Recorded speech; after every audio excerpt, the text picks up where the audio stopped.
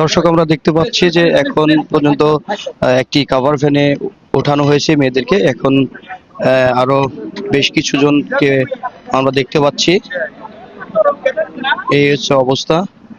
এখানে হচ্ছে আপনার ড্রিমল্যান্ডের অভিযান শেষে আমরা দেখতে পাচ্ছি যে পূর্বের পিকআপ ভ্যানে বেশ কিছু নারী ও পুরুষকে উঠিয়ে কাশিমপুর